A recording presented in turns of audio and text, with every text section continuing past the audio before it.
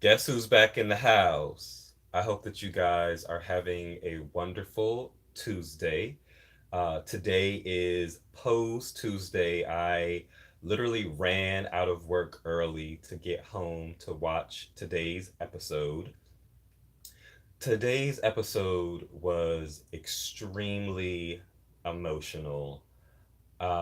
We start off with Pray Tell talking to Ricky. Ricky has come to him because he is trying to navigate his life now that he's discovered that he is HIV positive. And so Pray Tell educates him on vitamins and natural foods that he should be eating. And so they are watching TV, and he's giving him kind of like gay gossip, which is always wonderful. That elders should pass on as much gay gossip as possible so that the younger generation can pass that on to younger generations. And so Ricky looks as if he's like flirting with Pray Tell, and Pray Tell notices this but tries to ignore it. And so Ricky comes out and says, "Hey, I would like to spend the night here because at this time, um, his house mother, Electra, brings home different men." And so Pray Tell says, "Sure, why not? I'll get you a pillow and sheets, and you can sleep on the couch." During the night, Ricky slips into Pray Tell's bed and they engage in sexual intercourse. So Pray Tell is 45, Ricky is probably 19, 20. Any of you watching, if you were in this situation where you are an elder or a mentor, would you engage in sexual relations with your mentee? I work in education.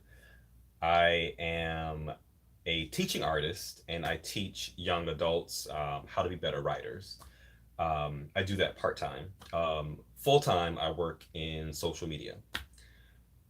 And so I could not do that. Like someone who I have been mentoring, I would feel as if I was taking advantage of them.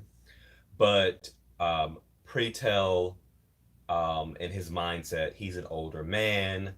Um, this younger person um, makes him feel sexy, he feels desired.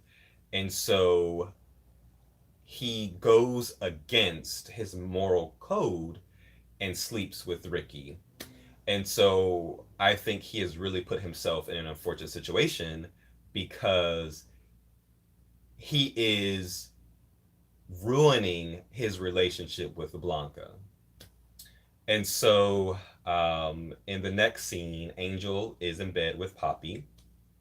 And the last episode, she was shooting the BB campaign, which was with the photographer that her, Blanca, and Poppy had beat up because he had taken um, sexualized photos of Angel.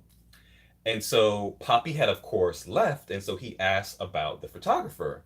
And Angel says that the photographer didn't mention the incident, but um, he was doing things that was making her feel awkward and uncomfortable in front of everyone else at the photo shoot. And so she says that, she must have done something right because he didn't say anything. And so he tells her that one of his good friends is in need of someone to move into an apartment. And I believe he said it was in the village, and that it's $450. Could you imagine living in the village and your rent is 450? I would have taken that apartment in a heartbeat. And so the apartment actually, um, it looks over the pier where Angel would actually have clients and Poppy would sell. Oh, there are people commenting. Hi everyone. G-Sun, love you too. Oh, they just disappeared. When it comes back up, I will say hello to everyone. But everyone who's watching, I hope that you guys are having an amazing day, and that you love to pose. And so she is really excited about the opportunity to potentially move into an apartment that she can pay for herself, because her previous apartment from season one, um, I think he worked at an ad agency. The guy that she was dating, who was married, she was like, um, "Oh, hi James, hi Ruby, thanks for joining." And so basically felt as if she had to um, do everything that he wanted her to do, because he was paying for the apartment. And so we move on, and Pray Tell is going to a meeting with the council members, and he's late and he's walking very confidently, and they notice his stride coming in, and they ask him like, what's going on, like, you look different, you're glowing, tell us what's happening. And so he confides in them that he has a new lover, and that the lover is younger. And so one of the members says that, I'm really happy for you that um, you are in a very good space with this new person. Then he tells them that it's Ricky. The temperature in the room changes, and they say that he's way too young. Ricky is way too young for them to be engaged in a sexual relationship. So Preytel tells them that it's technically over and that he wants to break up with Ricky because he is worried about Blanca and how she will take it. And so one of the council members says that, you're going to stress yourself out until um, you eventually tell Blanca. So you should just tell her anyway. And so um, I could tell that he was wrestling with this. Like, should I tell Blanca and ruin my relationship, or should I just, you know, have this undercover relationship with Ricky? So in the next scene, Ricky and Damon are at the house of Evangelista. They're by themselves, and they're having a really good time. They're dancing, and Damon leans in to kiss Ricky. And he tells Ricky that I knew this moment would come, and I want to be in a relationship with you again. Ricky tells him that he is HIV positive and that he contracted HIV from Chris. Now, Chris was the guy that he was on tour with for what was the artist? Gosh, I forget his name, but they were on tour together. And so um, Chris Sarah converted shortly after the tour. So Damon says, "You told me that you weren't having sex with Chris while we were together." And Ricky realizes that he's caught in a lie, and that he says, I messed up, I'm sorry. And so Damon is completely freaking out, because he's probably is HIV positive, because the first day that Ricky came back from tour, they actually had unprotected sex because Blanca caught them in the act. And so he kicks Ricky out and he screams. So this particular scene reminded me of a lawsuit that happened about 7 or so years ago. There was a guy somewhere in the South who was a college student, very attractive.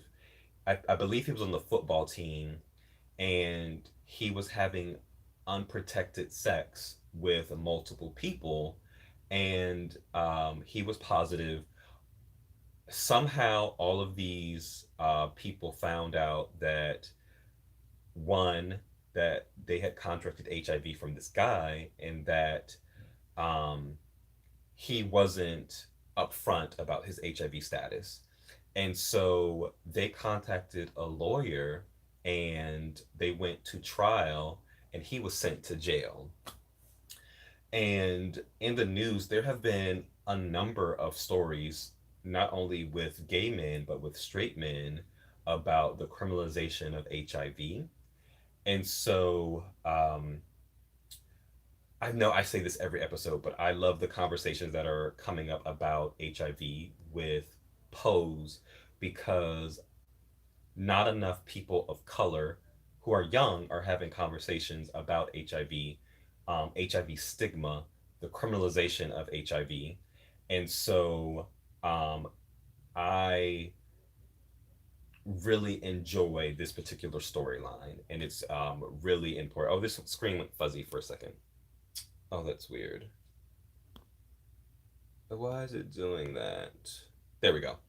Um, so I love this storyline. So in the next scene, um, Damon's uh, dance school, the new school of dance, they're having their graduation performances, and he is performing to Didn't My Lord Deliver Daniel, which was written by Paul Robeson, who was a very successful lawyer, singer, and musician. Wait, yeah, actor.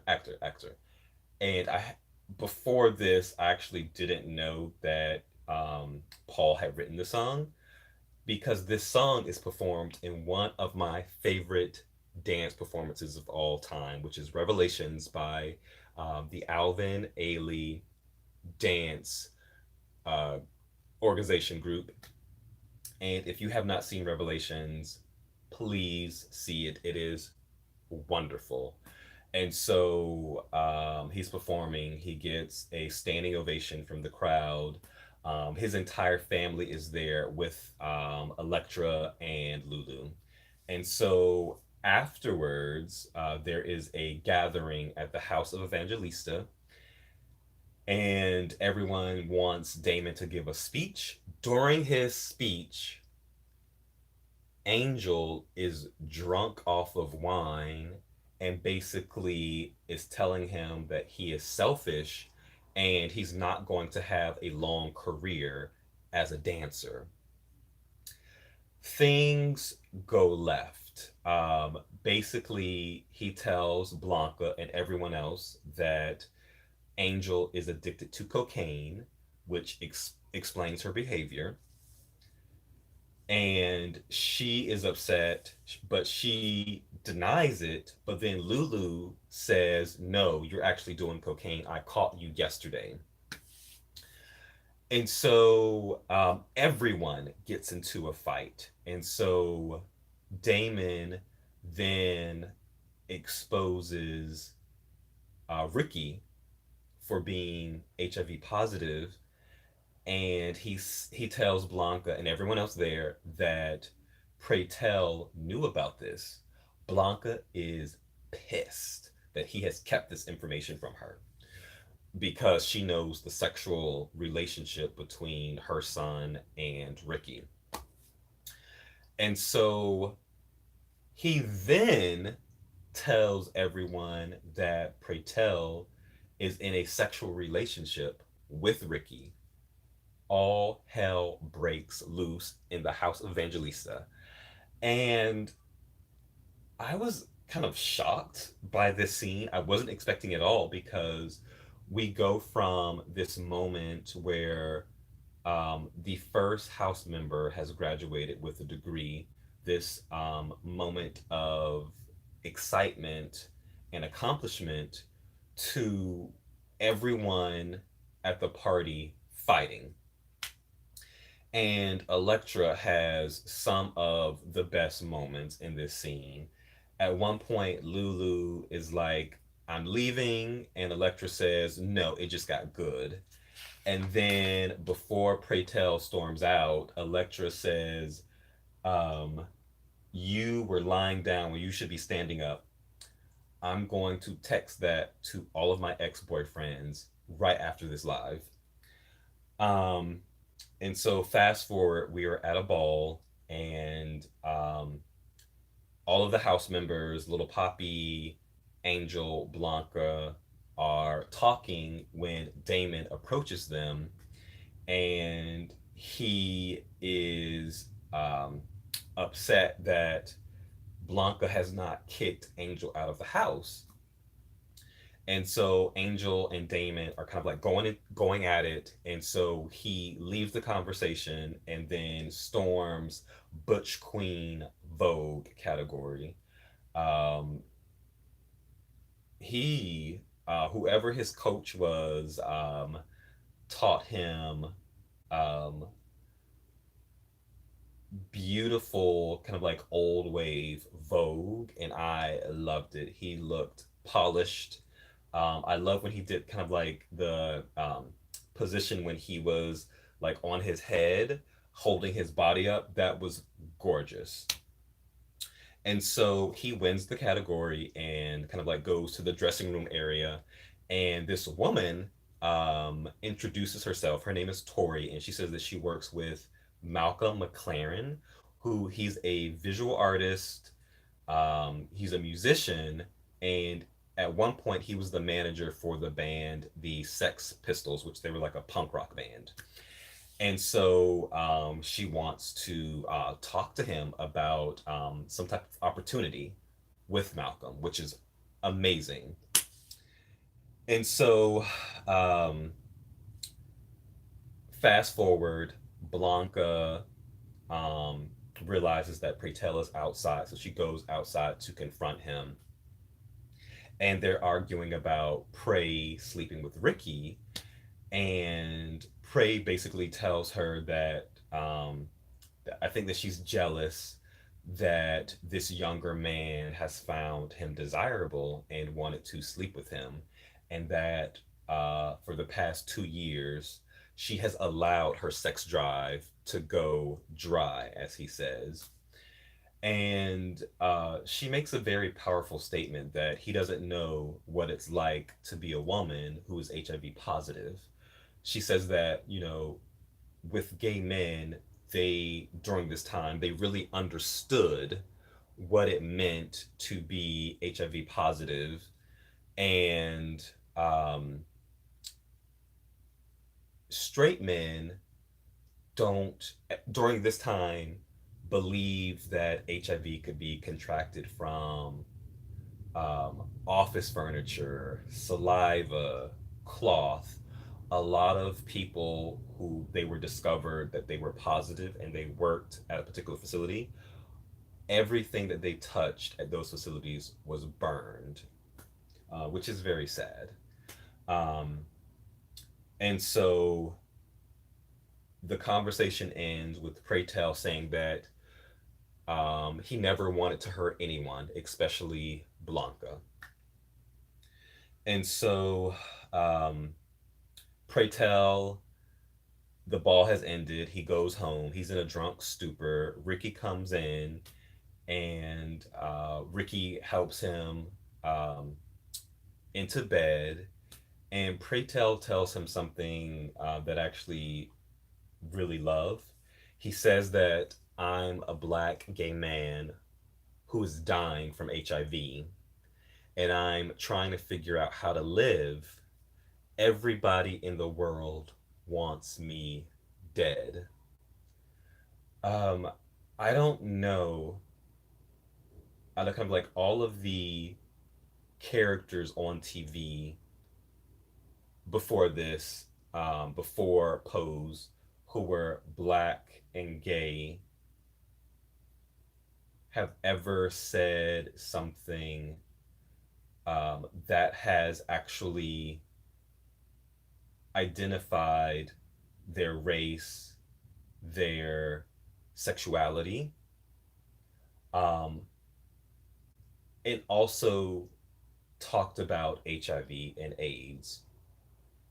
And so, but also just talk about um, the struggle that it is to be black and gay, and knowing that everyone in the world wants you dead, especially during this time um, when society shunned people who had HIV and AIDS. Families of color were kicking out people who were in the LGBT community, and especially if you were LGBT and had HIV, it was extremely difficult during that time. And so that was an extremely powerful line. And kudos to the writers because I've never heard a line like that with someone who's of color and gay. And so Pray Tell tells Ricky that you're a player. I know that in the morning you'll be gone and I will be alone like all of the others. So fast forward, it's morning time. He's hungover. He goes into the kitchen and Ricky is still there and he has made him breakfast. And it is a beautiful moment of love experience between this older man and this younger man. And I really feel that they are going to be in a long term relationship based off of that scene. Like it was extremely beautiful. Um, and so I'm actually interested to see how this will develop over the rest of season two. Later in the day, Angel asks Blanca to meet her for lunch. Oh, James, have a good night. Um, I hope that you have a wonderful day tomorrow. And so Angel asks Blanca to meet her at a diner, and she's saying just how much there's so much tension between everyone in the house. And Blanca tells her that families fight. After that, Angel confesses that she actually was doing drugs. Blanca, her immediate reaction is to blame Poppy, and Angel says, "No, he had nothing to do with this. I actually wanted to do it myself." And she says, "Rules are rules, and I want you to kick me out of the house." I mean, and that was so heartbreaking. Like in the back of my head, I know that she has this apartment that she wants to move into, but she is really forcing Blanca to follow by the rules that Blanca has set for the House of Evangelista. If people do drugs, they get kicked out. And that was such a beautiful moment between mother and daughter. Um, to allow that person, to allow her mother to really follow her moral compass. And I'm so glad that she pushed her to do that because it did feel as if um, Angel Angel could do whatever she wanted because she was the only girl in the house. And so they decide that Angel should move out, even though she's moving into the apartment with Poppy. And so Blanca goes home. Damon is basically packing up all of his things. He's giving her the silent treatment. And then he confesses that the scout spoke to him after the ball, and he is going to go on tour with Malcolm. And Malcolm has Deep in House, so I assume that it's a album.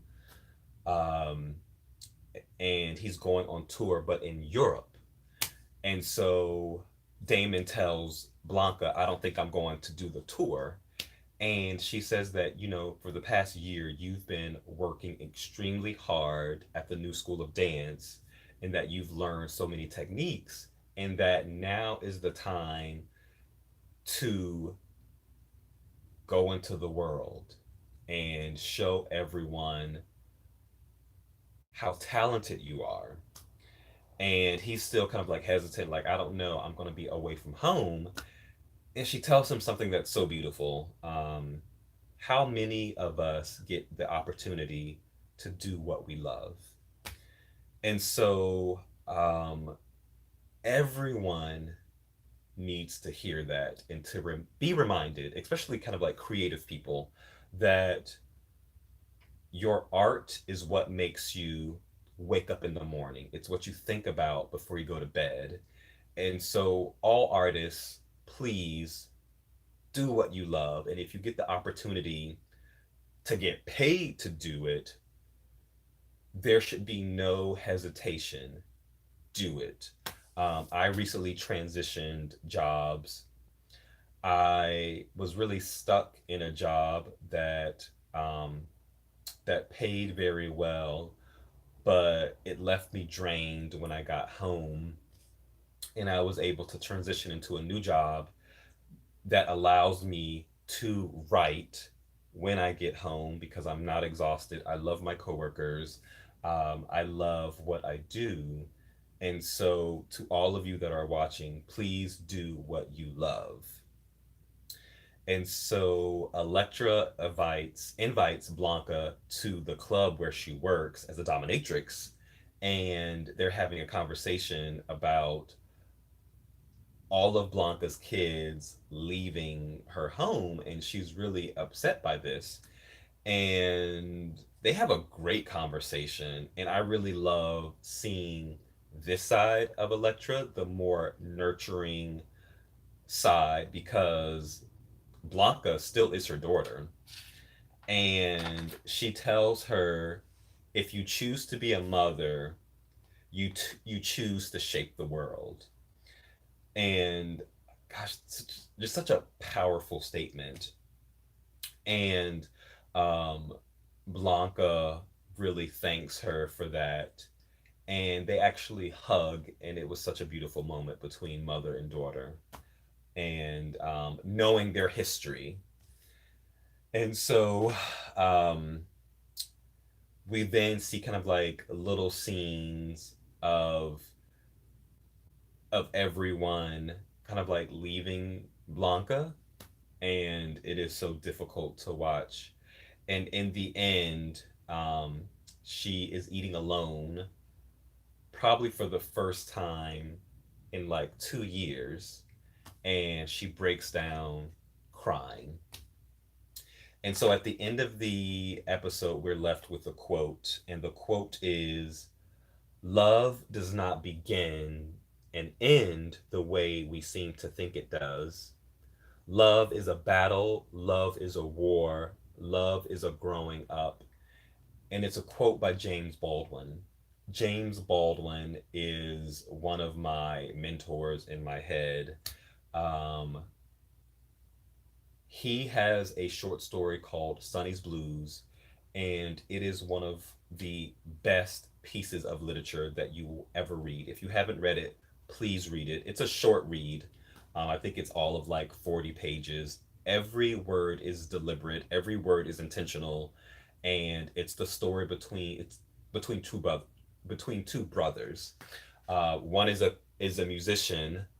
Um, One has a less creative life, and it's about kind of like how their worlds are very different and the love shared between these two brothers. And it, gosh, seeing the quote today was very difficult because one of my other favorite writers, Toni Morrison, died today. And Toni Morrison is also one of my mentors in my head. Um, Many of her books, lines from those books will pop up in my head every single day. One of her best books to me is The Bluest Eye. I reread it constantly. It's about, not to kind of like talk about it, but it's about growing up as a black female. I think this was during like the 30s or 40s. So the black female experience in the world. It's about colorism, how dark skinned people are treated in the African American community. It's about poverty, what it means to be poor um, and black, and um, the struggle that existed during this time. It is such a beautiful book. Please read that. I'm giving you guys so much homework to do. Um, and it's sad that I was never able to meet Toni Morrison. And but her work will live on, and I hope that I'm able, as a writer, to carry on her torch and have a legacy as amazing as hers is. There's one scene that occurs between Blanca and the owner of the dance school, and the owner said that um, her most passionate students are students who are not afraid of dying, but they're afraid of not leaving their mark on the world, and that those students want to be legends. And she knows that Damon will do well, but she knows that Blanca will be a legend because of how passionate she is about her children's future and pushing them to do their best. And so I hope that all of you will try to do your best in the world and to make your mark.